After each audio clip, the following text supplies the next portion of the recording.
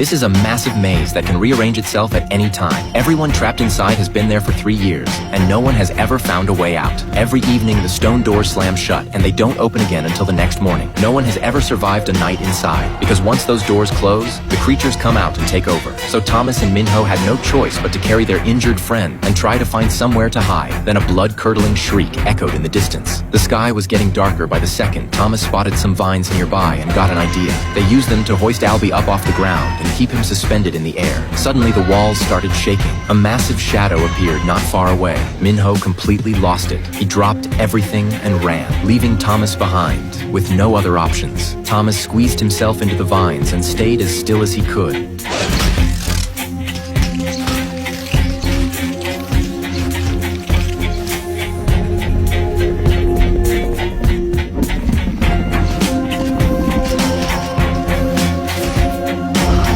After what felt like forever, the creature finally moved on. He quickly made sure Albie was tied up tight so he wouldn't fall, but the moment he stepped back out, a glob of disgusting slime dropped right onto his shoulder.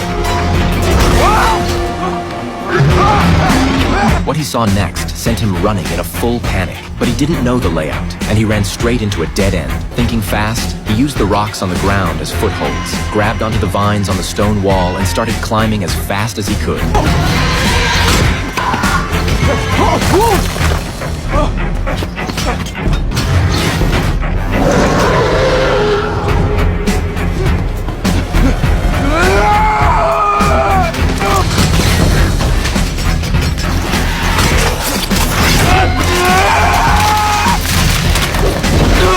Thomas used the vines to trap the creature just long enough, and Minho, who heard the commotion, came back. Using his knowledge of the maze, he led Thomas through the corridors. His plan was to use the closing stone walls to shake the creature off their trail. Minho made it through just in time, but Thomas suddenly stopped. What are you waiting for? Get out of there!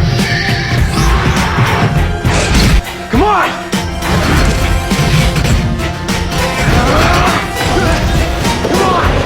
Come on, Thomas, don't look back! Move it, Thomas, come on! Yes! Let's go, come on! Come on, sweetie, let's go!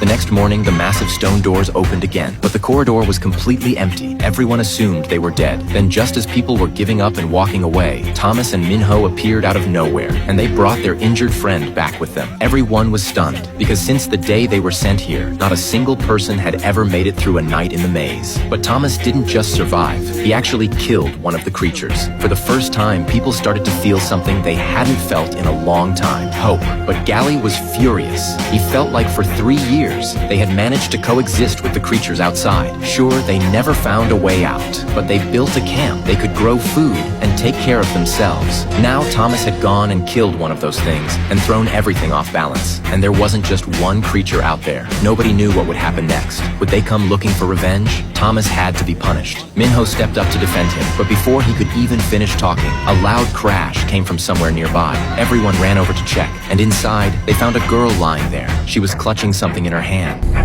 She's the last one ever.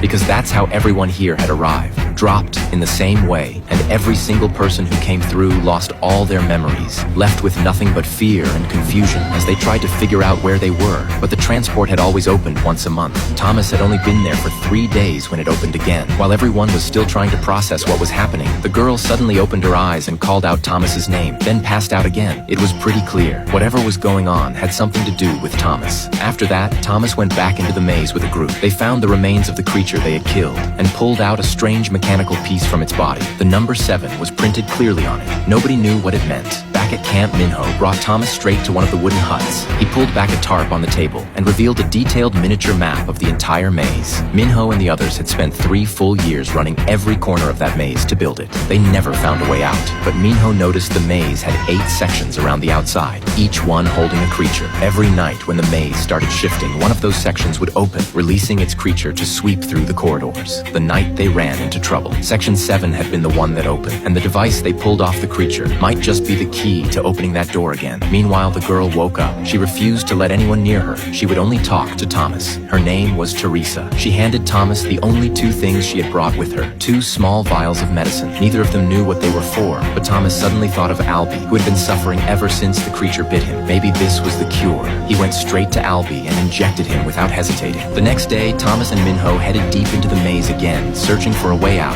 With Minho leading the way, they reached Section 7 pretty quickly. Then the metal device they had taken off the creature started making a strange sound. They followed the direction of the noise into a part of the maze they had never been before. The sound kept getting louder and louder until they reached the very end of the path, and then